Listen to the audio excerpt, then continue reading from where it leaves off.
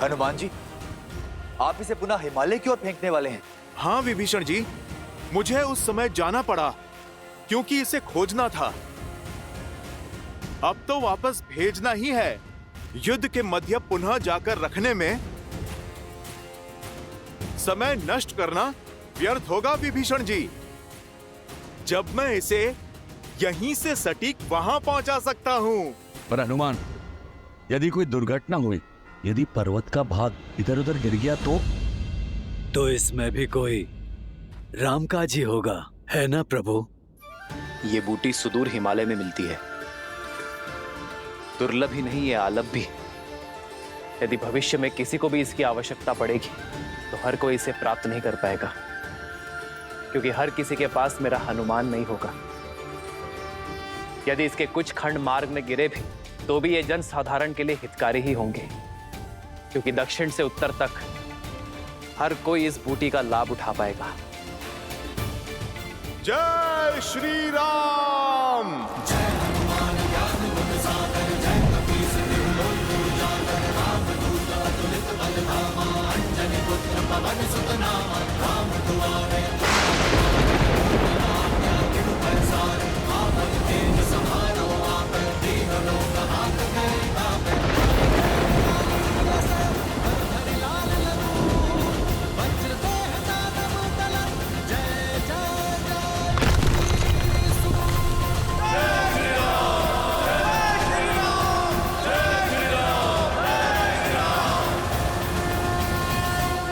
कार्य करके संतुष्ट हो जाते हैं, वो नर कहलाते हैं। और जो कार्य पूर्ण करने के पश्चात भी संसार के कल्याण के लिए प्रयासरत रहते हैं, वो नारायण कहलाते हैं। जैसे मेरे प्रभु श्री राम उत्तर से सुदूर दक्षिण तक इस मार्ग पर यात्रा की प्रभु श्री राम, तो इस मार्ग का ऋण हुआ उन पर, जिसे उन्होंने चुका दिया। यही तो महानता होती है महापुरुषों की। जिस मार्ग पर भी चलते हैं वहां अपने पीछे अपने चिन्ह, अपने प्रतीक, अपनी ऊर्जा और संसार का कल्याण छोड़ जाते हैं। आने वाले काल में साधारण मनुष्य हनुमान की भांति संजीवनी को तो नहीं खोज पाएगा, परंतु इन पर्वतों की छोटी छोटी चोटियों में छिपी औषधियों का लाभ अवश्य उठा पाएगा। ये औषधियां, ये पर्वत बढ़ते बढ़ते आयुर्वेद और सिद्ध चिकित्सक ही अंग नहीं बनेंगे, अभी तो अध्यात्म का केंद्र भी बनेंगे। नर को नारायण से मिलने का मार्ग बताएंगे। बताइए, इससे बड़ा भला कोई कल्याण हो सकता है?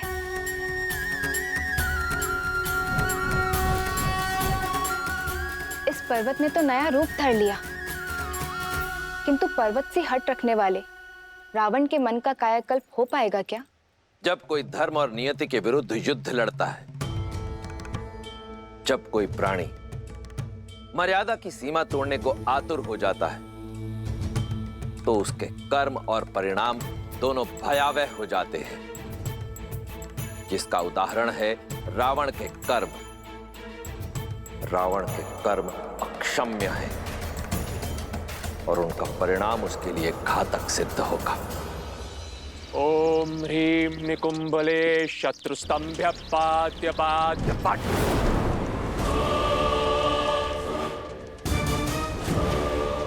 ओम ह्रीं निकुंभले शत्रुस्तंभ्य पाद्य पाद्य पट।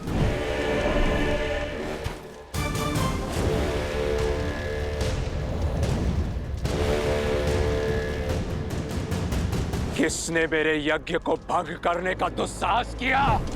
उसने जिसके लिए तुम ये साधना कर रहे हो। पिताश्री,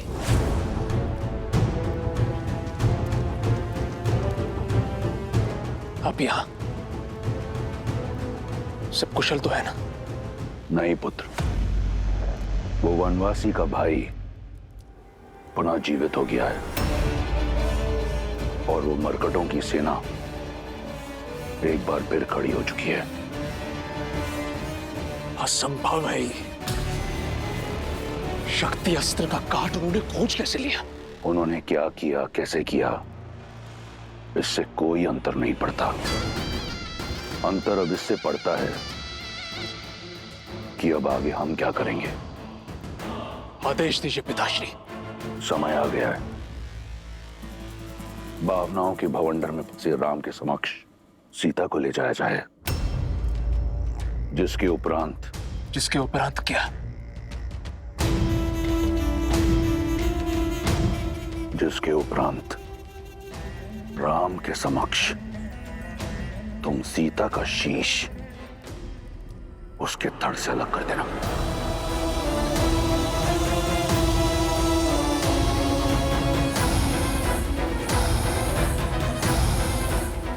पिताश्री।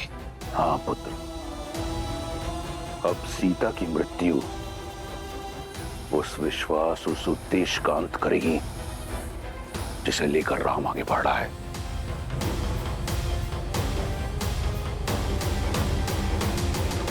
भोर से पूर्व रात्रि अधिक अंधकारमयी हो जाती है और वो अंधकारमयी रात्रि हनुमान के कारण शेष हुई। परंतु अब भी हर पल कठिन होता जाएगा। हमें अपना शौर्य उगते सूर्य के तेज की भांति प्रतिपल बढ़ाना होगा। जितना शौर्य दिखाया है उससे अधिक साहस दिखाना होगा।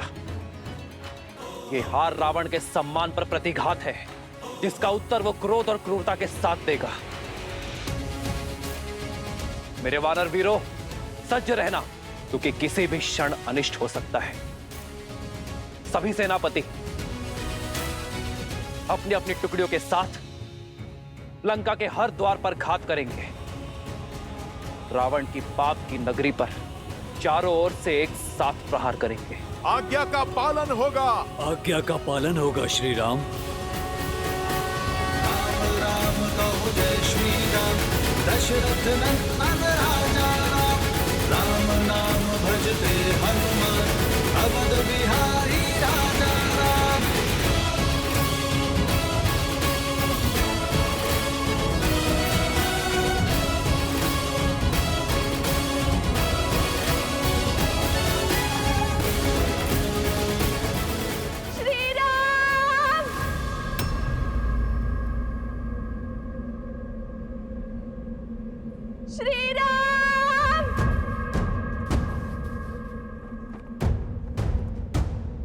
भैया ये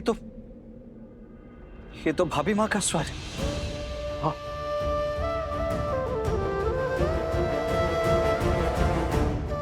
सीते, स्वामी, सीते, श्री राम, श्री राम।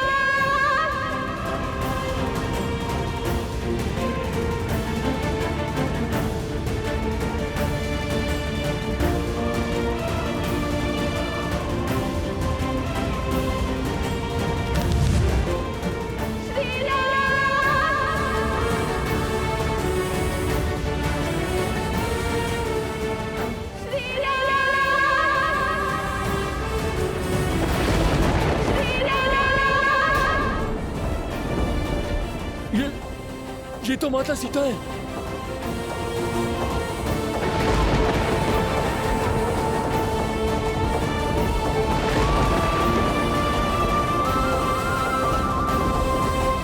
माता, स्वामी,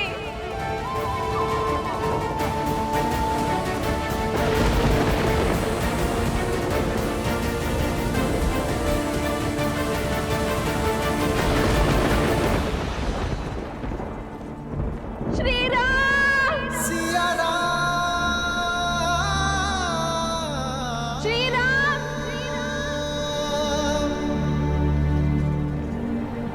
स्वामी, सीते, सिया राम, सिया राम, सिया राम। भाभी माँ,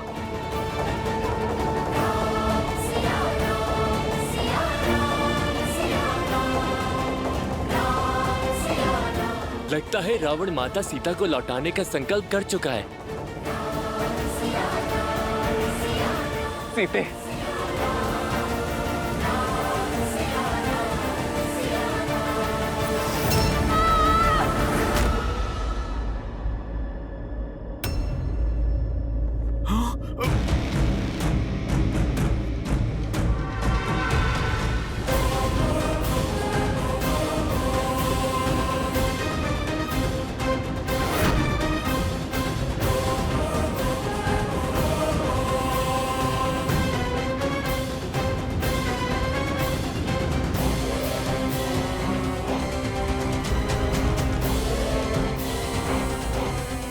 मेघनाद, इस समय तुम्हें उत्तर देने का नहीं है, तुम्हारे भ्राता श्री को संदेश देने का है। राम, देखो, अपने पिताश्री की ओर से मैं तुम्हारे लिए उपहार लेकर आया हूं। इसी की आस थी ना तुम्हें, इसी के लिए वानरों को इकट्ठा किया, इसी के लिए सागर पार किया, इसी के लिए लंका को जलाया, और इसी के लिए मेरे अनुजों और काकाश्री की हत्या की तुमने। किंतु मेरे पिताश्री का हृदय बहुत उदार है, उन्हें लगा कि अब तक बहुत मूल्य चुका दिया तुमने, इसलिए इसे तुम्हें लौटा देना चाहिए। तो कहो राम, क्या तुम सज्ज हो अपनी सीता को स्वीकारने के लिए?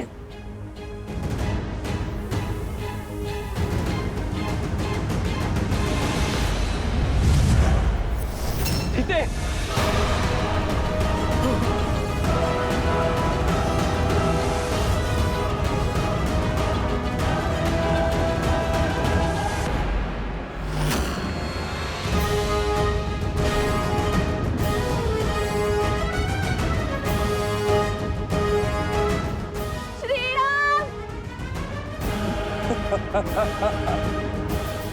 इतने से भयभीत हो गए तो फिर सीता के संहार का दंश कैसे सहोगे राम?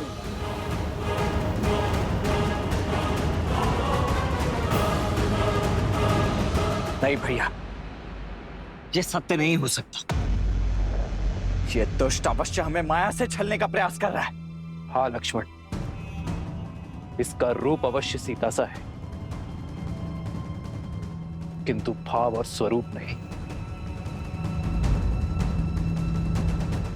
अच्छा, विश्वास नहीं हो रहा तो ठीक है, अब विध्वंस देखो। देखो कैसे मैं तुम सबके समक्ष सीता को मृत्यु लोक पहुंचाता हूं।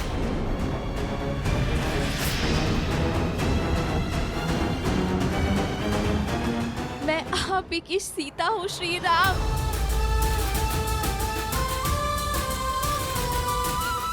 लंका के इस पाप में मेरा प्रेम का पुण्य ही मेरा संबल था। जब ये दुष्ट मुझे युद्ध भूमि की ओर ला रहा था, तब मेरे मन में भय नहीं, विश्वास था, आभार था आप सबके प्रति। युद्ध भूमि में असुरों का संहार करने वाली वानर सेना, धन्यवाद।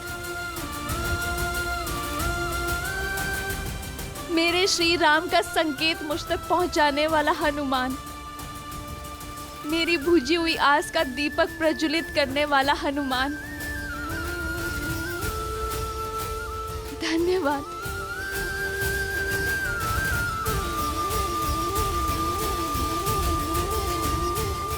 मुझे भाभी से अधिक मां मानने वाले, दिन रात मेरी सेवा करने वाले,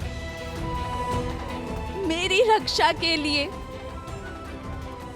लक्ष्मण रेखा खींचने वाले, मेरे लक्ष्मण भैया, मेरी गरिमा पर हुए आक्रमण का उत्तर देने के लिए धन्यवाद। हबीबा, विश्वास की हर डोर टूट सकती है, किंतु मेरे श्री राम से आस की डोर भी नहीं। वनवास में पग पग पर मेरा ध्यान देने वाले, मेरी इच्छा पूर्ति के लिए स्वर्ण मृग का आखेट करने वाले, मेरे साथ के लिए सागर पर सेतु बनाकर यहाँ आने वाले, मेरा मन, मेरा तन, मेरे प्राण, मेरे शीरा, धन्यवाद। सीते,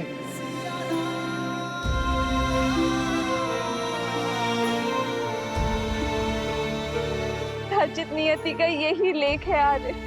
ना मैंने स्वर्ण मृग का हट किया होता, ना मैंने लक्ष्मण रेखा को पार करने का पाप किया होता, ना मेरे कारण हम सबको ये युद्ध का दंड भोगना पड़ता।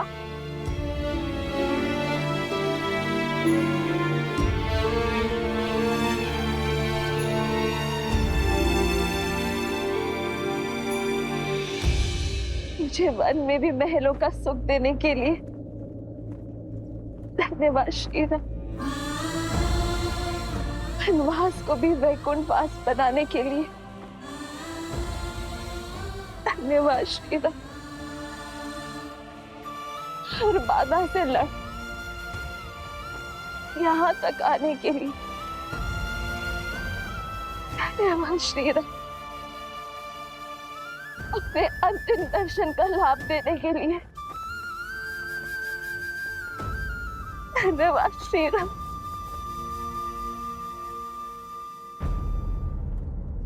समय आ गया है, भूमि से उत्पन्न हुई भूमिजा एक बार पुनः भूमि में मिल जाएगी। मेरा काटना असंभव हो रहा था मेरे लिए श्रीराम। मृत्यु का ये मार्ग मेरा उद्धार है। नहीं सीते,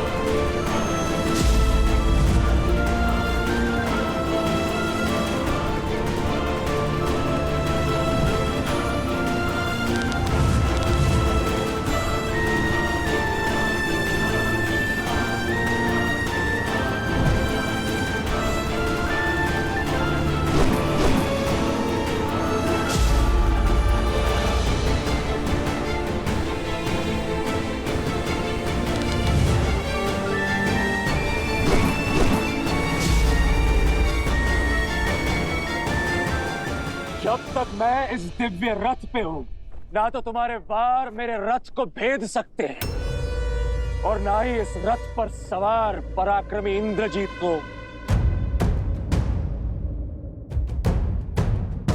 वो नीचता का हाथ नहीं थामते मेघनाथ। एक स्त्री के गर्दन पर शस्त्र रखने के बाद इंद्रजीत कहलाने का अधिकार भी खो चुके हो तुम। एक देवी के उपासक को उनके आशीष की शक्ति से एक युक्त योद्धा को एक निहत्थी स्त्री पर बल का प्रयोग करना शोभा नहीं देता। निहत्थी स्त्री मेरी बुआ शूर्पनखा भी थी। उनके अंग भंग कर दिए तुमने, तब तुम्हारे मन में यह विचार नहीं आया? इंद्रजीत, वो शूर्पनखा के पाप का दंड था, इसीलिए धर्म था, किंतु तुम ये अधर्म कर रहे हो। एक भाई के धर्म का परित्याग करने वाले, जाति और देश धर्म से विद्रोह करने वाले, आप जैसे विश्वासघाती के मुख से धर्म की बातें शोभा नहीं देती काकाश्री। लंका और लंकेश के लिए युद्ध का केवल एक ही नियम है, विजय। और उसके लिए शत्रु पर वहां प्रहार करना होता है जहां पर उससे सबसे अधिक पीड़ा हो। मैं भी वही कर रहा हूं। अपने शत्रु के नेत्रों के समक्ष उसके संबल पर, उसके बल, उसकी आशा उसका सब कुछ तोड़कर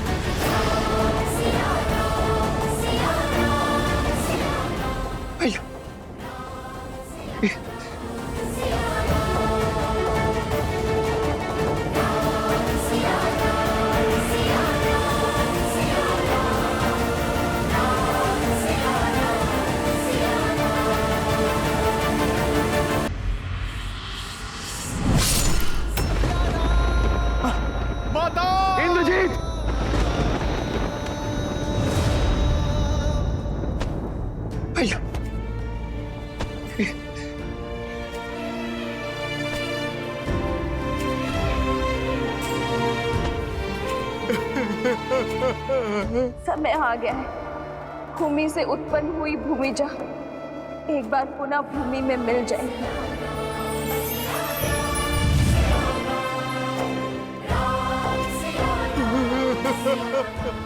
अब सीता की मृत्यु उस विश्वास, उस उद्देश्य का अंत करेगी जिसे लेकर राम आगे बढ़ रहा है।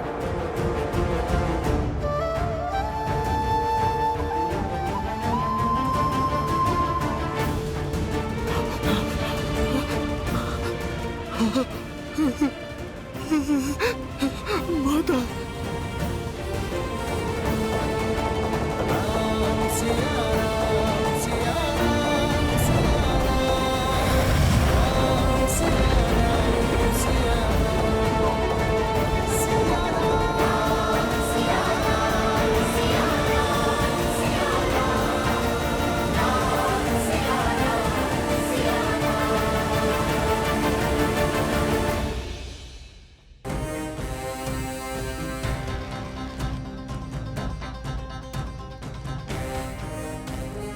अद्भुत है मेरे इंद्रजीत का प्रण। कैसा लग रहा है संसार के सबसे शक्तिशाली सिंहासन पर बैठकर? जानता था मैं कि तुम असंभव को संभव करने की क्षमता रखते हो। तुम इस सिंहासन पर बैठने योग्य हो। आपका विश्वास उचित था पिताश्री। मेरी एक फुफकार ने राम और उसकी सेना के उद्देश्य और उसकी आस के सभी दीपक बुझा दिए। अब समय फुफकार का नहीं, हुंकार का है। राम और उसके मरकटों की सेना का मन और बल दोनों क्षीण है। उन पर जीत प्राप्त करना सरल होगा। तुम पुनः निकुंबला देवी के गुफा में जाओ और अपना अनुष्ठान पूर्ण करो। ऐसा विजय अस्त्र पाओ जिसके एक वार से राम और उसके मरकटों की सेना का नाश हो जाए। आप निश्चिंत रहिए पिताश्री। अब राम और उसकी सेना का अंत आपका पुत्र सुनिश्चित करेगा।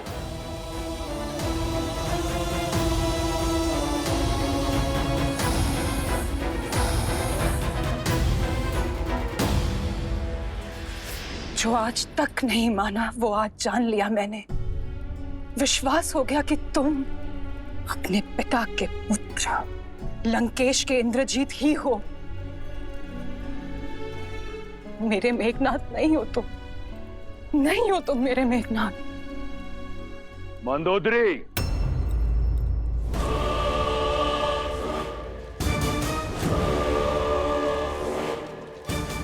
क्या तुम्हें इस बात का ज्ञान नहीं कि तुम कहां खड़ी हो? क्या कहना चाहती हो तुम? यही कि आज जान गई हूं लंकेश, अपनी जीत का डंका बजाने के लिए आप ही नहीं, आपका पुत्र भी मर्यादा की हर सीमा को लांघ सकता है। तुम अपनी मर्यादा की सीमा मत लांघो और मेरे पुत्र और उसके विजय के पथ में बाधा मत डालो। ये जानते हुए भी कि इस माँ की आंखें अपने पुत्र को अंतिम बार देख रही हैं। मंदोदरी, स्मरण रहे कि तुम एक माता हो। यदि अपने पुत्र को विजयी भव का आशीर्वाद नहीं दे सकती तो उसे अभिशाप भी मत दो। और वैसे भी इंद्रजीत को तुम्हारे आशीष की आवश्यकता नहीं। जाओ पुत्र, किसी को हो ना हो, मुझे तुम पर पूर्ण विश्वास है कि अगली बार भी तुम राम और उसके मरकटों की सेना को धूल चटा दोगे। जाओ और पूर्ण करो अपना अनुष्ठान। विजयी भवा। मेघनाथ,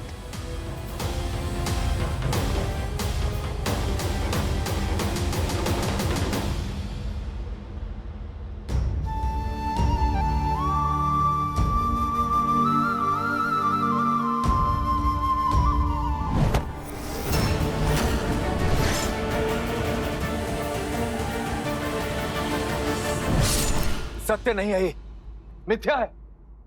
राम है प्रभु, ये माता सीता नहीं, माया का जाल था, माया का जाल। उचित कहा था आपने प्रभु, देवी के परम उपासक इंद्रजीत को यह शोभा नहीं देता। काका हूं मैं उसका, उसे भली भांति जानता कि इंद्रजीत कभी भी एक स्त्री को उसके केश से पकड़कर खींच नहीं सकता, और उसकी हत्या करना तो बहुत दूर की बात है प्रभु। ये भ्रम आपका होगा विभीषण जी। वो दुष्ट रावण का बेटा है, किसी भी निष्ठा पर उतर सकता है, और इसका प्रमाण हम सब ने युद्ध भूमि में देखा है। अन्ना, मैं भी यही चाहता हूं विभीषण जी की, ये बस माया मात्र है, परंतु इस सत्य को कैसे झुठला दूं मैं? पहले मुझे भी यही लगा कि ये सत्य कैसे हो सकता है, ये निश्चित रूप से माया है ये, परंतु भाभी मां के स्वयं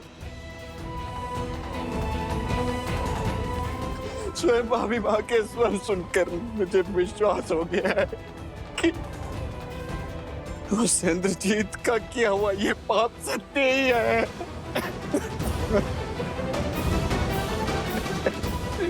लक्ष्मण जी, इंद्रजीत ने माया से केवल माता सीता के रूप को ही नहीं, उनके स्वरूप, उनके भावों को भी स्वयं में सम्मिलित कर लिया है। और आप भी सोचिए प्रभु, जिस रावण ने माता सीता के लिए अपने योद्धाओं की बलि चढ़ाई, अपने भाई का अंत होने दिया, अपने पुत्र को खोया, क्या वो अकस्मात माता सीता को जाने देगा? नहीं प्रभु नहीं। मैं बचपन से अपने भाई को जानता हूं। रावण भैया अपने प्राण दे देंगे, किंतु माता सीता पर आंच नहीं आने देगी। वो केवल एक मायावी रूप था प्रभु, और कुछ नहीं।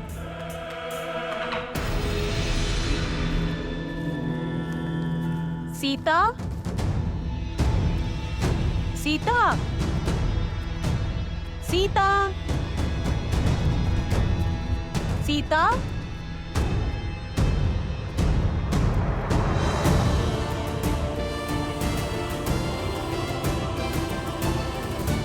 सीता, सीता, क्या हुआ? पता नहीं, मैंने हनुमान को रोते हुए, अपना नाम पुकारते हुए सुना त्रिजटा। मेरा मन श्री राम की पीड़ा का आभास कर सकता है त्रिजटा। अवश्य ही कुछ अनिष्ट घटा है। उचित कहता है तुम्हारा मन। जिस अनिष्ट की चीख उस वानर ने लगाई थी, वो तुम्हारे अंत का समाचार था। मर चुकी है उनकी माता सीता वानर सेना के लिए, भाभी माँ सीता लक्ष्मण के लिए, और उस राम के लिए सबके सामने मेघनाद ने माया सीता का मस्तक धड़ से अलग कर दिया। सीता, सीता,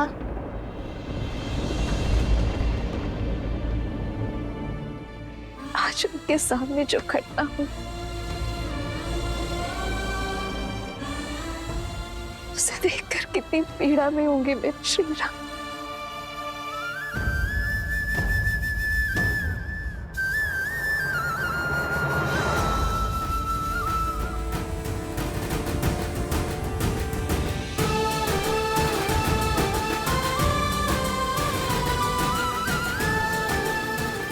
किंतु मुझे पूरा विश्वास है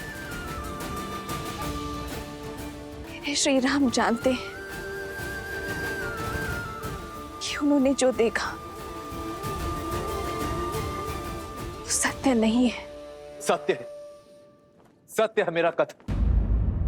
और प्रभु ये आप भी जानते हैं। प्रभु,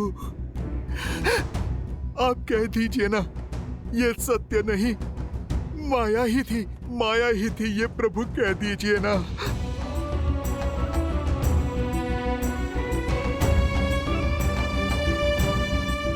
हाँ भाई, जब जब हम माया के माया जाल में फंसे तब तब आपने ही हमें मार्ग दिखाया। आपको स्मरण है ताड़का के पुत्र मारीच और सुबाहु भी जब हमारी माता का रूप धारण कर हमें माया जाल में भ्रमित करने आए थे, तब आपने ही उनका भेद समझा था। राम! इंद्रजीत के प्रत्येक माया जाल की काट आपने खोजी है भैया। मुझे पूर्ण विश्वास है कि इस बार भी आपने इस माया को अवश्य देखा होगा। कह दीजिए ना भैया, एक बार कह दीजिए कि ये भी बस एक माया ही है। प्रभु, आप हमारा बल है, संबल, और यूं आपको टूटता देख हमारा साहस भी टूट जाएगा। अपना मौन तोड़िए प्रभु और बताइए सबको कि सत्य क्या है।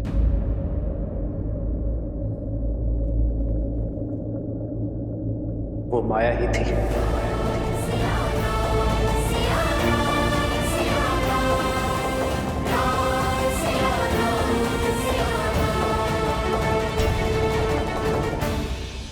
आज आपने जिस नीचता का परिचय दिखाया है, ने मेघनाथ से घोर पाप करवाया है लंकेश, उसके बाद मुझे भय है कि कहीं वासुकी का श्राप फलित हो गया तो।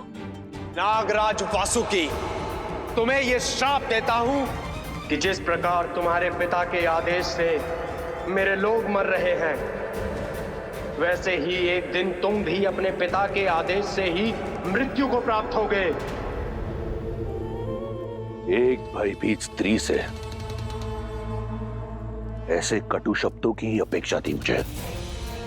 जो मैं कर रहा हूं वो नीचता नहीं, रणनीति है। नीचता वो है जो विभीषण लंका के वीरों के साथ कर रहा है। आपकी आज्ञा ने जो मेघनाथ से घोर पाप करवाया है लंकेश, माया ही सही, किंतु एक स्त्री के रूप की निर्मम हत्या का पाप हुआ है उससे। ये आपकी अगली आज्ञा, ये आपकी अगली आज्ञा उसके अंत का कारण ना बन जाए लंकेश।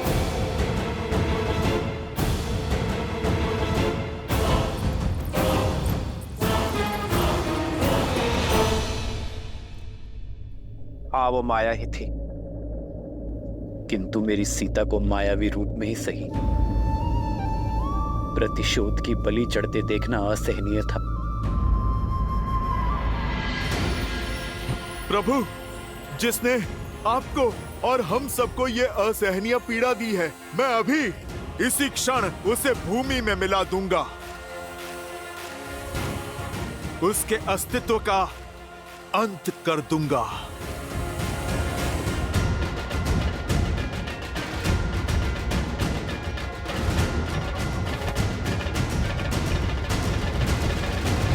उचित कहा हनुमान तुमने, अंत आवश्यक है। इंद्रजीत ने अपने कर्म से अपनी मृत्यु का मार्ग निश्चित कर लिया है। नीति और शास्त्र के अनुसार इस माया के दुरुपयोग से उसने कमाया हर तप और पुण्य खो दिया है। इंद्रजीत अजय से पराजय की ओर बढ़ चुका है। तो फिर उसके वध का सौभाग्य मुझे दीजिए प्रभु। नहीं प्रभु, उस दुष्ट को दंड मैं दूंगा। प्रभु, जो पीड़ा मेघनाथ ने हमको दी है, हम भी उसको वही पीड़ा देना चाहते हैं। शांत हो जाओ और इसी क्रोध को अपनी शक्ति बनाओ, दुर्बलता नहीं। चाहे जो भी हो, ये कम नहीं होनी चाहिए। इंद्रजीत का सामना करने के लिए यही भाव हमारी शक्ति बनेगी। क्रोध और घृणा मेरे भीतर अग्नि बनकर मुझे भीतर से जला रही है भैया। अब आज्ञा देकर इस अग्नि को उस इंद्रजीत के अस्तित्व को जलाने दीजिए भैया। अपने अनुज को उस उद्दंडी को दंड देने दीजिए भैया। यही होता है सच्चा प्रेम। श्री राम जानते थे कि वो माया सीता है, फिर भी माया रूप में सीता की पीड़ा और उनका अपमान देखकर उन्हें भी पीड़ा हुई। पीड़ा तो होनी ही थी देवी, क्योंकि जिससे हम सच्चा प्रेम करते हैं, यदि उसे कष्ट पहुंचाया जाए तो हमें पीड़ा होना स्वाभाविक है। इसीलिए ये घटना उन्हें सत्य की भांति कचोट गई, और ये सत्य ही बनेगा मेघनाद के अंत का कारण। क्योंकि माया रूप में ही सही, परंतु एक स्त्री के साथ किया गया अमर्यादित व्यवहार अक्षम्य अपराध है, पाप है। समय आ गया है देवी, श्री राम के बल को तोड़ने का प्रयास करने वाले रावण के संबल के टूटने का। उसके सबसे प्रिय, सबसे शक्तिशाली अस्त्र उसके पुत्र मेघनाद के उससे छीनने का। श्री राम के विजय रथ तले रावण के अहंकार के कुचले जाने का। मेघनाद से घोर पाप करवाया है लंकेश। उसके बाद मुझे भय है कि कहीं वासुकी का श्राप फलित हो गया तो। को जान पाया, यह योजना उसी की है। पहले इंद्रजीत को भेजा हमारा साहस तोड़ने के लिए, और अब हमारा टूटा हुआ मनोबल मिट्टी में मिलाने के लिए।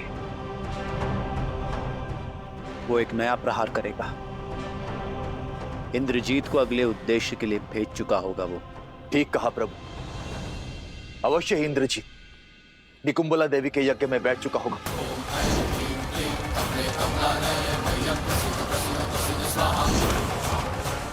हमारे पास समय नहीं है प्रभु। यदि उसका यह अनुष्ठान पूर्ण हुआ तो ब्रह्मदेव के वरदान अनुसार वो अजय हो जाएगा, और इस बार ना जाने कौन सी माया रचेगा, कौन सा नया अस्त्र लेकर आएगा। अर्थात हमें उसकी पूजा रोकनी होगी, उसके अनुष्ठान को भंग करना होगा।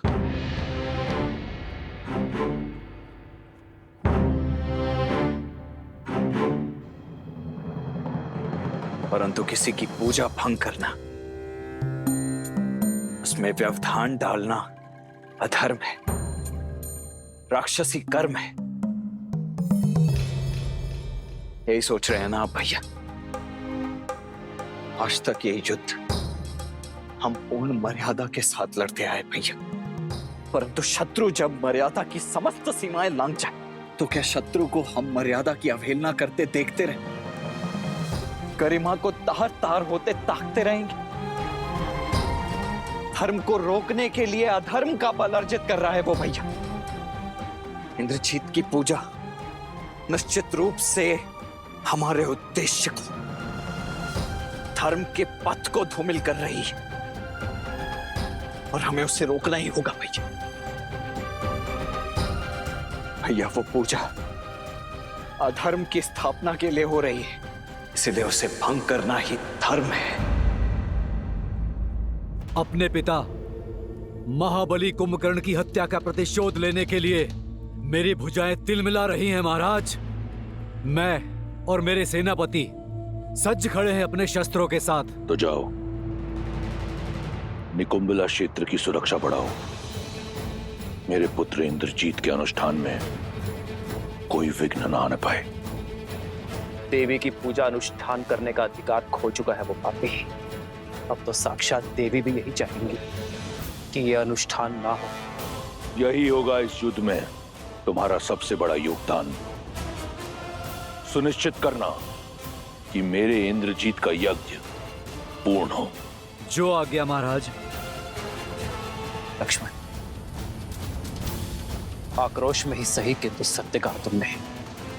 इस बार हम इंद्रजीत का यज्ञ पूरा होने नहीं दे सकते।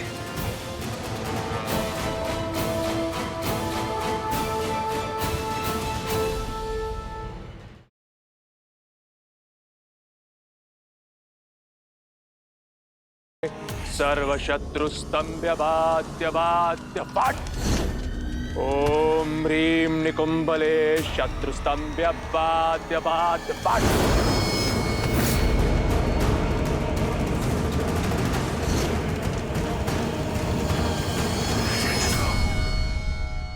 एक बार निकुंबला स्रोत का जाप कर इंद्रजीत ने 108 आहुतियां दे दी तो वो अजय होगा।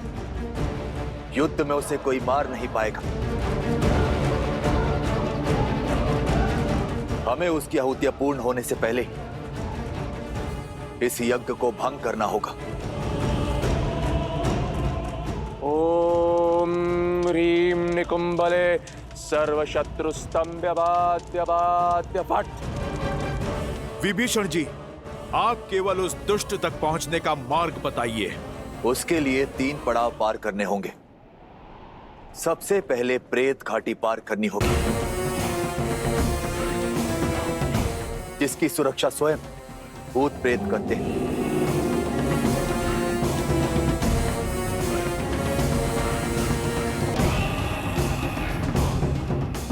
दूसरी बाधा बताओ।